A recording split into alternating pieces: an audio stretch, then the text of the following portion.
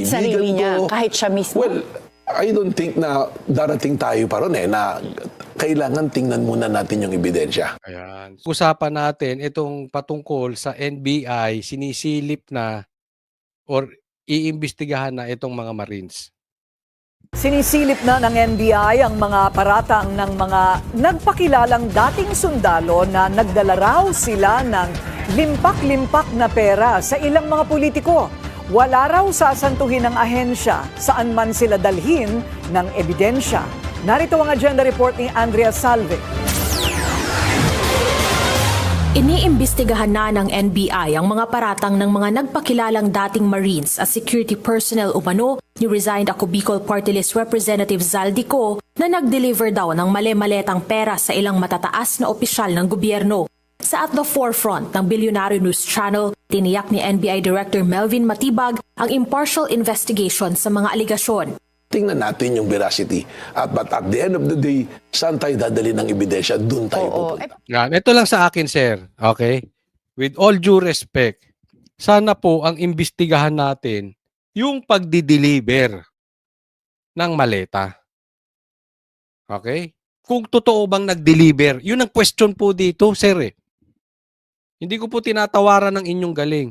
Pero ang question dito, ang gustong malaman ng taong bayan, ang illegal dito ay kung totoo bang nag-deliver sila ng maleta kay Bongbong Marcos, kay Martin Romualdez, sa mga congressman, kay Laila de Lima, kay Trillanes, at kung kani-kanino pa. Yan po ang issue. I hope gagawin nyo yung trabaho ninyo sa pag-iimbestiga doon kung totoo o hindi yung pagdi-deliver ng maleta. Hindi kung ano yung personalidad ng bawat Marines na to. Kasi baka mapunta tayo doon ulit Para hindi na tayo parang NBI niyan. Hindi na tayo parang investigador. Para na tayong media. Ang binabanatan, yung personalidad. Para na tayong si Lacson yan. Ang binabanatan, yung personalidad. Yung mga sundalo. Hindi po yun ang under investigation. Ang under investigation, yung corruption. Again, kung totoo yung pagdi-deliver ng maleta o hindi. Sabi nyo, wala kayo sasantuhin. At kung saan dadalhin yung ebidensya, pumunta tayo doon. Pero medyo natatakot kasi ako sa mga ganyang salita, sir.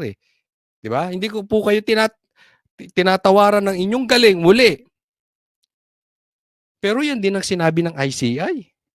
Kung saan tayo dadali ng investigasyon. Kung saan dadalhin ang ebidensya. Sinabi din ni Boying yan. Sinabi din ni Ping Lacson. Sinabi din ni Tito Soto. Yung ebidensya papunta kay Bongbong Marcos. Yung ebidensya papunta kay Tambaluslos. Sino ang pinakukulong? Dating senador. Sino pinaiimbestigahan? Senado.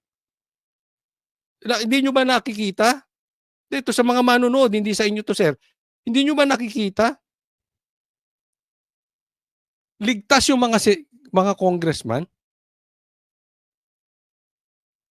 Yung mga may anomalyang ghost projects. Ligtas. Hindi naman tayo sumunod doon kung saan dinadala yung ebidensya Ang instruction ni Pangulong Marcos dito, ni Pangulong Bongbong Marcos, lahat. Kahit sarili. Magaling. Ito ang instruction ni Bongbong Marcos, lahat. Ibig sabihin, kahit sino pa yan, kahit patungo yan sa anak ko, kahit patungo yan sa pinsang ko, kahit patungo yan sa akin, the law applies to everyone. Sabi ni Bongbong Marcos, Sabi ni Bongbong Marcos. Tingnan nyo sagot ni sir. Kahit siya mismo? Well, I don't think na darating tayo pa ron na kailangan tingnan muna natin yung ebidensya. Kung Di ba? Okay, ulit para marinig nyo.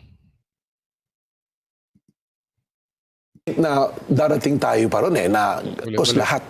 Kahit sarili niya, kahit siya mismo? Well, I don't think na darating tayo pa ron na kailangan tingnan muna natin yung ebidensya. Ayan. So parang sinasabi, kahit siya, I don't think darating tayo. Alam mo, hindi ko alam kung tama po pagkakaintindi ko, sir.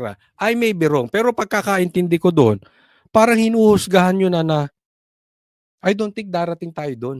Kasi sabi niya, kahit siya, referring to Marcos, kahit si Marcos ang imbestigahan, I don't think darating tayo doon. So, ibig niya sabihin, sa aking titingnan nyo kung tama ba yung aking pagkakaunawa. Palagay ko hindi na tayo darating kay Bongbong Marcos. Parang naniniwala na siya na hindi totoo na involved sa deliveran ng maleta si Bongbong Marcos. Tama ba ako naintindi o mali? Ha? Ulit, para tuloy-tuloy natin, ha? Lahat. Kahit Kaibigan sarili niya, ko. kahit siya mismo. Well, I don't think na darating tayo pa ron na kailangan tingnan muna natin yung ebidensya.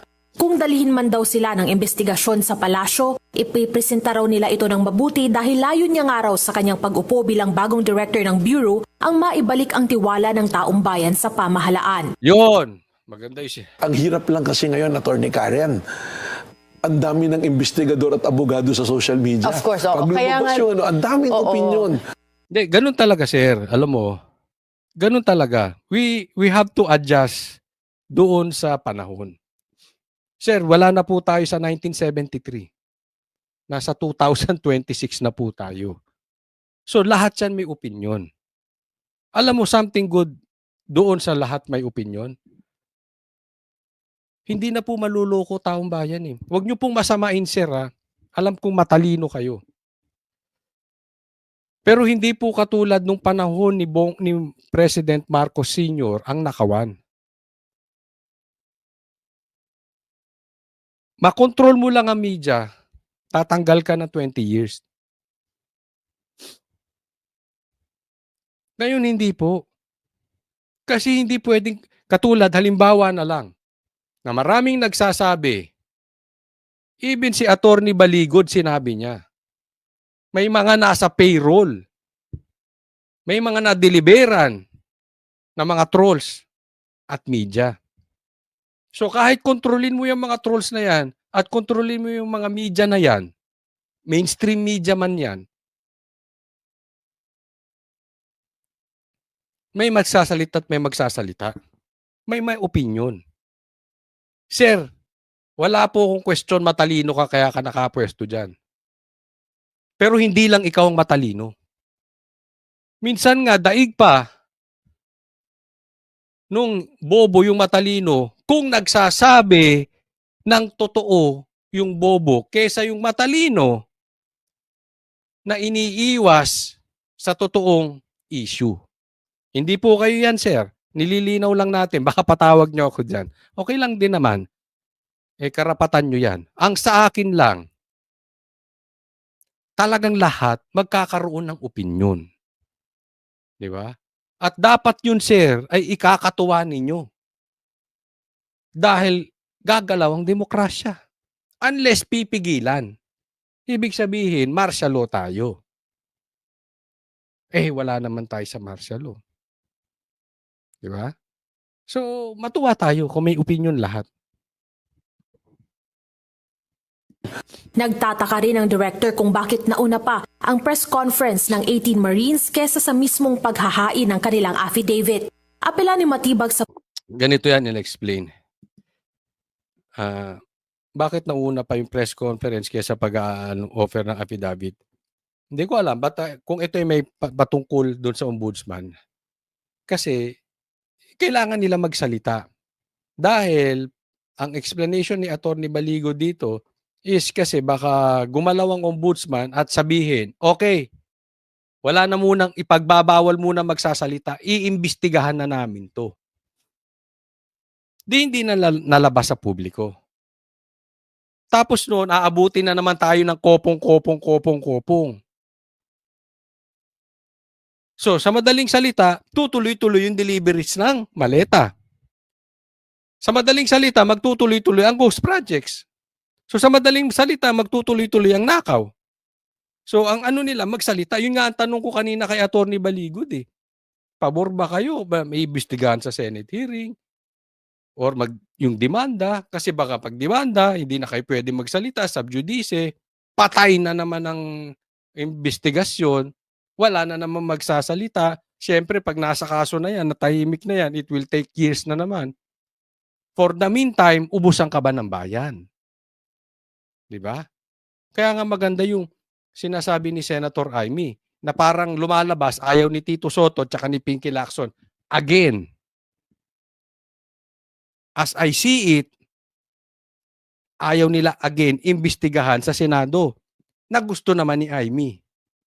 Parang yung dalawa lumalabas Sa aking opinion lang yung dalawa parang ayaw ng mga investigasyon. Diba? Ang gusto nila imbestigahan yung credibility ng mga Marines. Hindi po yun.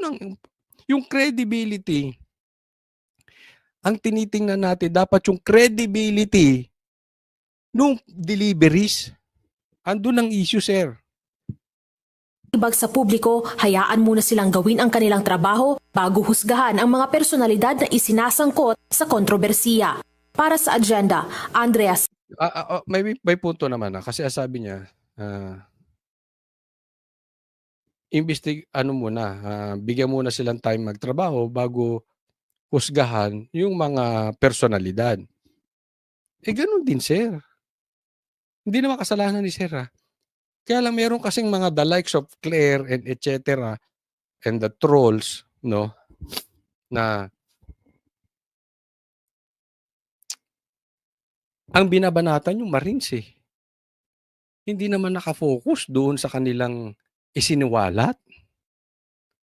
Di ba? So sa madaling salita, minsan hindi rin natin masisi, sir, kung yung ibang tao hinuhusgahan na agad etong mga personalities na pinagdideliveran di umano. Bakit? Kasi hindi rin naman nila sinasagot 'Di ba? Una, pangalawa, ang sinisira naman credibility nitong mga Marines. 'Di ba? Ganun din sila. 'Di ba? So sa madaling salita, ang gusto nilang usapin about personalities. Hindi ebidensya. So, sana it applies to everybody.